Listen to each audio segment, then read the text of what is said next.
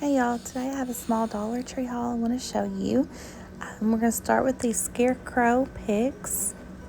And there's some flowers I picked up on a previous haul. We are going to be making a wreath today, but I don't know if I will use all these materials yet. I couldn't make up my mind on the ribbon, so I picked up 4 different ones and 2 different colors of mesh.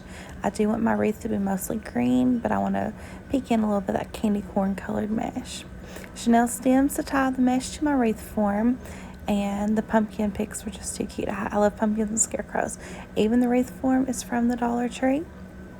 And yeah, so let's get started on making our wreath. Alright, I have some, I don't know what they are exactly, so I call them snippers that I got from my husband. I'm going to be used to cutting the Chanel stems, and basically all I'm doing is cutting each one into about thirds so that I have enough to tie the mesh onto the wreath form. And my thirds got way off on this, but it was close enough. I made it work.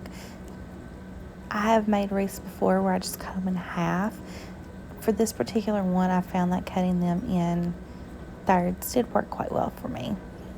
Unless I really messed up and got them too short. But I was still able to use all the pieces that I cut. Yeah, you can see right there one was longer than the other. But that's okay. We made it work. And I'm just going to keep doing this until I have enough cut that I can begin working on my wreath. Now that my Chanel stem pieces are ready to go, I've opened up some green mesh to kind of get an idea of how I want the wreath to be made. In my head, I was seeing a spiral mesh wreath, but I'm kind of just doing a test cut here. I'm going to roll it up and see if this mesh is wide enough, I guess, to do what I want it to do and stick up the way I wanted it to stick up. And that piece was definitely not long enough to do the wreath, but it was long enough to let me see if it would work the way I wanted it to. And I did decide that it was going to work out just fine, and I was going to go ahead and do the spiral mesh, or the spiral version of this wreath. I will say that I found that the mesh from the Dollar Tree just isn't as vivid and colorful as mesh I've bought from like Hobby Lobby or even Walmart. I don't know, in the store and in the package it just looked a lot greener, but as I got to messing with it, it was really quite of a pale green, and I wish it had been a little richer in color, but that's okay. It all worked out okay in the end. And you can see me kind of measuring out there to see if I wanted to do it the other way with just groupings of mesh tied on. And here I am deciding how long I'm deciding for sure that I want the spiral cut and how long I want each little section of rolled up mesh to be. When you cut your piece off, you just roll it up, and then you take one of your Chanel stems. I know back in the old days we used to call them pipe cleaners, but when I was in college and I had to take art for elementary teachers, it was like harped on us constantly to call them Chanel stems, because if you didn't and you went in talking about pipe cleaners, parents would get mad. It was not politically correct anymore to even call them pipe cleaners. And then I got smart when it came to cutting the mesh, and I found something that was about the width that I needed it to be to do my spirals. In this case, it is an old iPad. It's in like one of the very original iPads that came out.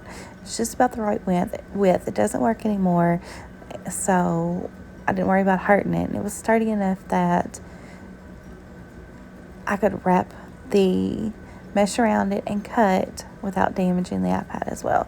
So I just wrapped the mesh around the iPad, and then I cut at the corners along the edges of the iPad. And I will say, cutting through that many layers of mesh was not the easiest. I mean, it wasn't terribly hard, but use a good pair of scissors. That's what I recommend there. Just use a good pair of scissors. Do yourself a favor there. But that is a much faster way and a much more consistent way to cut the mesh than to attempt to roughly measure out each little section and cut it. So I will be right back after I finish cutting the mesh. I think I end up cutting 4 rows of the green and 2 of, I call the candy corn color. So I'll be right back when I have all those cut. Alright, now that I have all those cut, you can see I already tested a piece of the mesh there to make sure I liked what it was going to do. You're just going to gather up a piece of your mesh And see, it's all bundled up together. So it does help if you go ahead and pull it apart and separate some of it beforehand. And that's all I'm doing there, is just pulling it apart, because I realized I just didn't have the patience to pull one at a time off as I needed it. So I was going to go ahead and do that so I could just grab real quick once I got into the groove of tying them on. And then you just roll it up and put your Chanel stem over the top and simply tie it on to your wreath. And I just twisted it like a twist tie. Nothing fancy. I mean, you don't have to tie a knot, just twist it.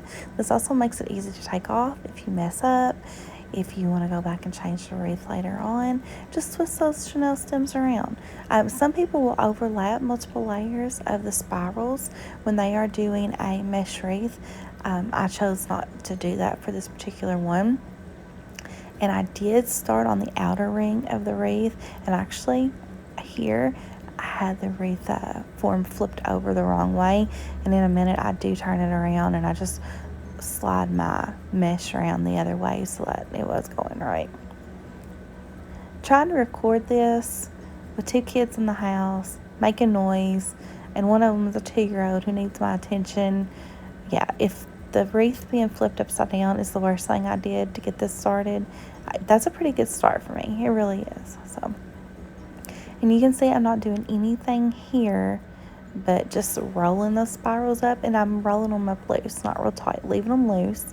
And then I got even smarter here, and I would twist the Chanel stem on to the spiral form of mesh, and then I would twist it onto the wreath. And let's see, I think I still have that form upside down. I do. That's okay. I do turn it around. I promise I'll turn it around in a minute. However, yeah, see, there I am showing you all there. However, I'm going to skip ahead right now to when I get more of these tied on, because y'all, this takes forever, and I could probably show you an hour of me just tying this on. So yeah, I'll be right back as soon as we get more of it done here. Alright, I have more of it tied on, and I've started incorporating a little bit of the orange colored mesh, and I wanted to show you kind of what it's looking like, what I'm going for. I really wanted the wreath to be mostly green with just a little bit of that orange mesh popping in, that orange candy corn mesh. And then here we are the next day when I have all of it put on. I had to go be mom the night before, so I had to come back to it the next day. And once you tie on the outer rings, go back in and do the inner rings and that innermost ring. And I like a full wreath, so that's where it stands so far. So now I finally chose what ribbon I wanted to go in it, and I couldn't decide really if I wanted a bow, if I wanted to weave the ribbon in, but I think I finally decided I'm going to cut the ribbon in like I did the spirals. So to do that, I'm doing the same thing I did with the mesh, and I am going to wrap that ribbon around the iPad however many times it takes so that it's all consistent length. And I did test my ribbon. This is why I went back and did here. I did test my ribbon right there to make sure it was going to pop up out of the wreath at the height I needed it to do. And yeah, that's what I wanted right there. So you can see what that's going to look like. And now I'm going to go ahead and wrap that around the iPad and get those pieces cut.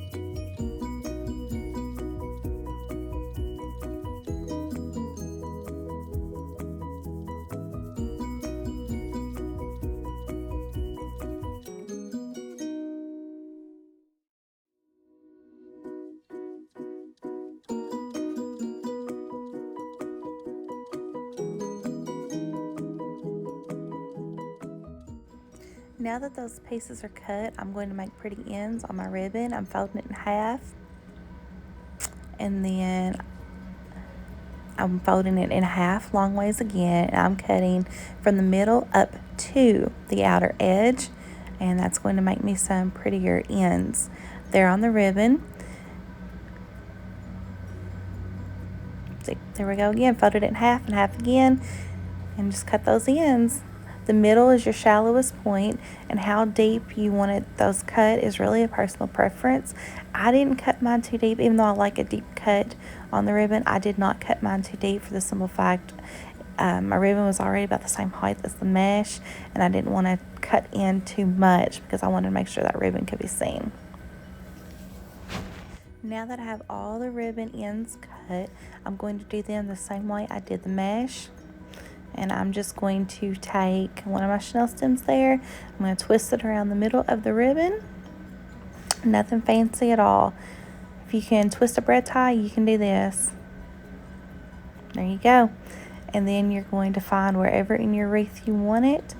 And I just varied mine all throughout the wreath and twisted it on just exactly like I did the mesh. It was nothing too complicated. I really kind of wish I'd had another roll of ribbon to at least work a little bit more of that in with, but that's okay. It ended up being just fine. And surprisingly, that is not the ribbon I thought I would end up using. But when I looked at my wreath put together and then I looked at the ribbons I had, I was just kind of like, yep, that's the ribbon it needs right there. And you can see it in there. And I probably need to wait to tweak the wreath until it's all put together and then make it look good. But honestly, I don't leave well enough alone. I go back in and I fluff that ribbon as I do it and get it in the right spot, and then I'll go back in when it's done and do it again. And so that's it. We're going to keep on doing that ribbon until we've got all our pieces added in.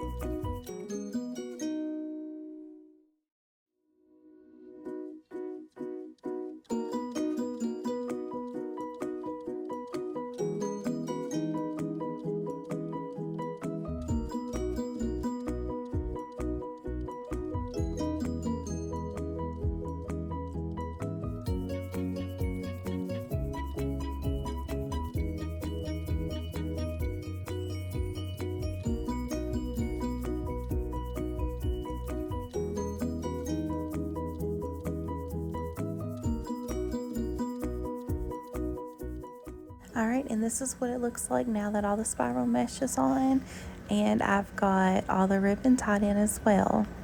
I'm really liking the way it's coming together.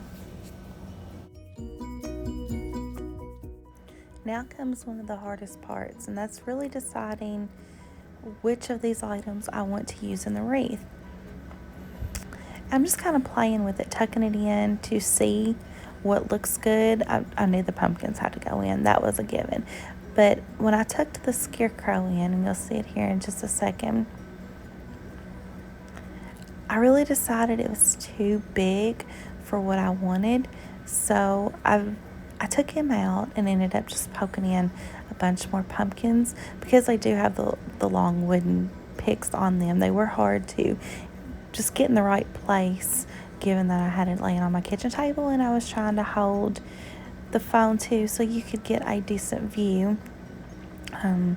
So I'm going to poke those in, and I'll be back in just a second to show you what it looks like.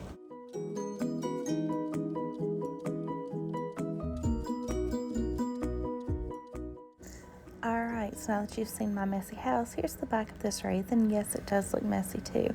But I'm going to show you what I'm doing with the picks. All I'm doing there is I am taking the chenille stems and I'm wrapping it around the pick to hold it in place.